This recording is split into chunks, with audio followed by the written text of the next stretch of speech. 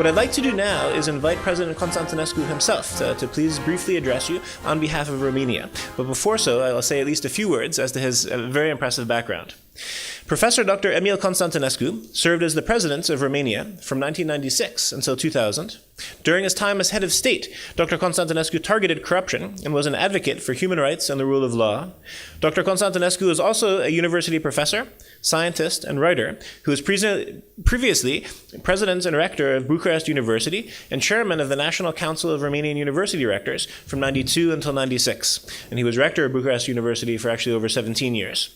Dr. Constantinescu has published 12 books and more than 60 scientific studies. Since 2001, Dr. Constantinescu has been a member of the International Board of the East-West Institute, the Institute for Cultural Diplomacy, and the International Center for Democratic Tension, among others. Ladies and gentlemen, please join me in a very, very warm welcome for His Excellency, President Emil Constantinescu. Thank you. Your Excellencies, dear students, dear friends. We are here in an establishing ceremony, Organization for Youth Education and Development. And the first question is why we need a new project, a new organization. In the context we have probably too much organization and projects today. My answer is because we need to have a new approach. The current world crisis has raised the questions mark over a great number of options that the last half of century has considered as implicit and make us reflect to the extent to which our own choices have contributed to the aggravation or even to the beginning of the global crisis. If we agree on the fact that beyond the rotten credits, the balloons of imaginary money and the artificially raised shares on the stock market and all the speculative ways that have brought on all of us the present financial crisis, there is one common denominating cause: a serious value crisis. We should also keep in mind that the history of past crises of this proportion shows that our fate will be determined less by the event itself, but then by how we respond. In this context, I believe that our responsibility in this crisis as intellectuals is undeniable. During the last decades, we have all contributed through our resignation to a vast massification process of the educational system that is increasingly dominated by the obsession with a fast profit and less preoccupied by the formative value that can be provided by disinterested knowledge.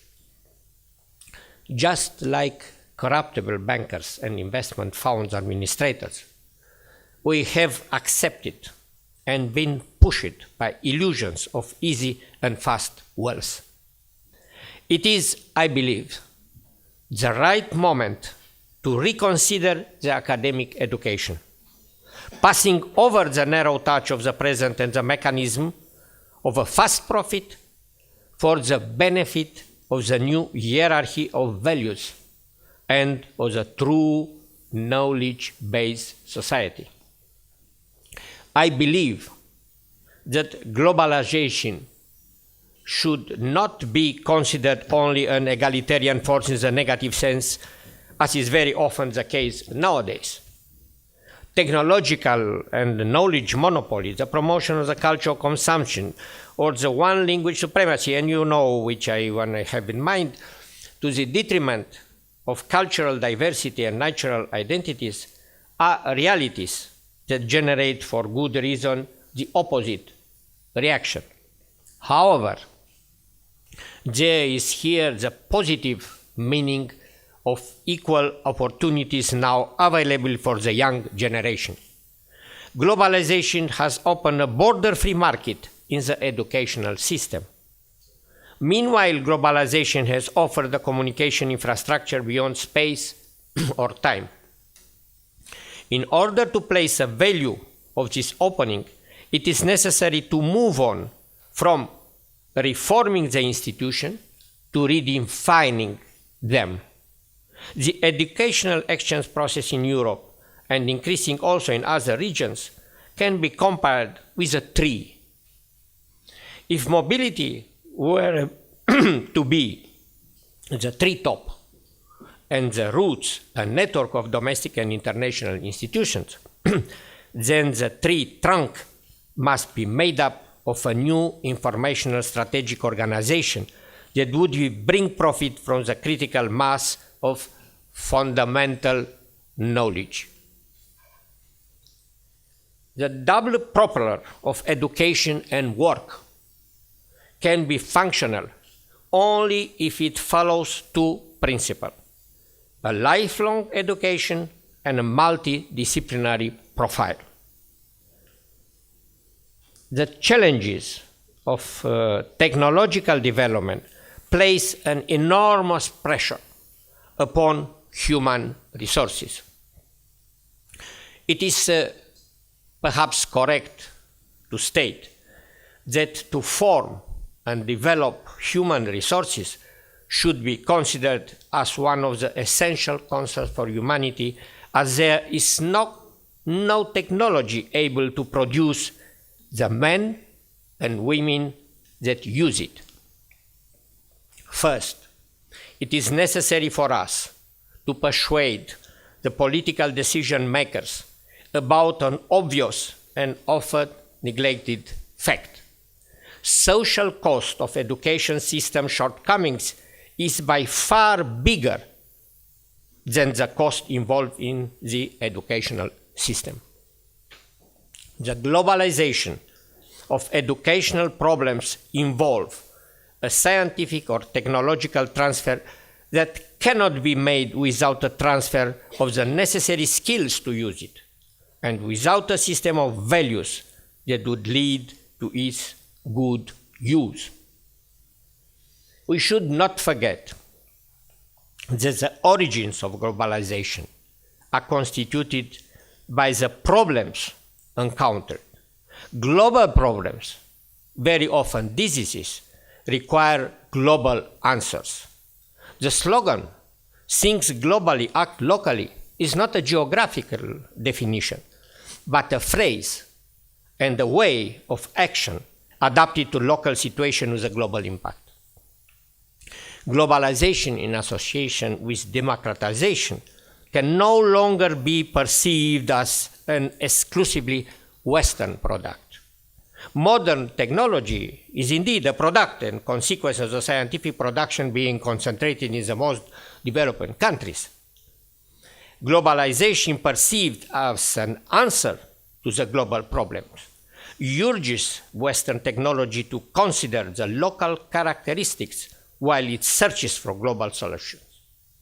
In order to build a new concept of global solidarity in the higher education field, we must look at it not only from a technological perspective, but also from an anthropological one. Only by following this path will we be able to reach the globalization ethos. Higher education can answer the great challenges of 21st century democratic societies only if good managers from our present educational system are, along with a leader, able to change the present educational system. In other words, being able to rethink education. But even more is needed. Confronted with the present financial and economic crisis, economists and politicians are looking for the solution that would ensure the survival of the present political and economical system. The world financial crisis represents a historical opportunity for a new political project that would reorganize the global contemporary society.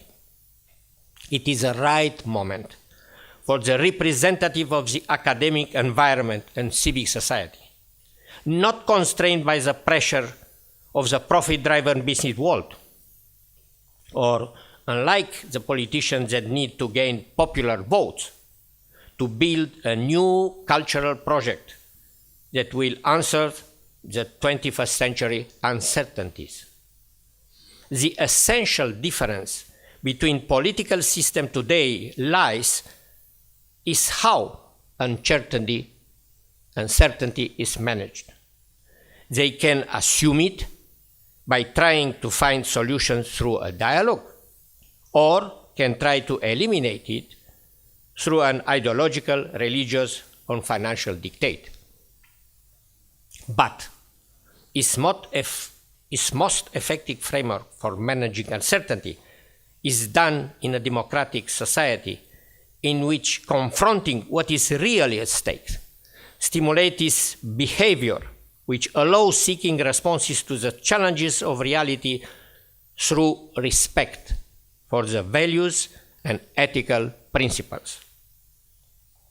When we cannot act motivated by certainty or success, we can act from the conscience of duty. This concept corresponds best to what politics should be in a knowledge-based society and in the global future world.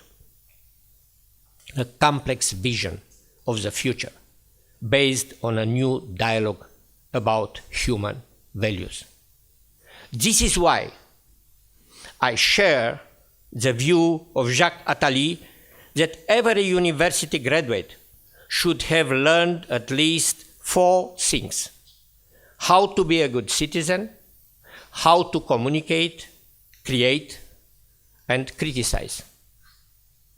Of particular relevance is what it means to be a citizen, which means knowing the law, one's duties, and one's rights. But it also means learning how to live in society, to make decisions, to participate. Student life itself should be a first-hand experience in learning about democracy.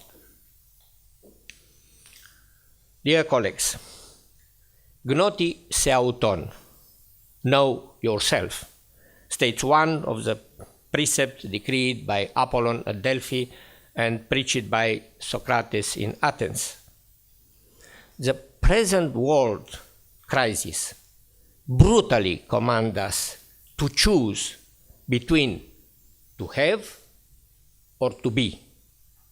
A new education for the 21st century society may create a new balance between power and knowledge that would reshape a framework inside which each individual can be as it was became. Thank you.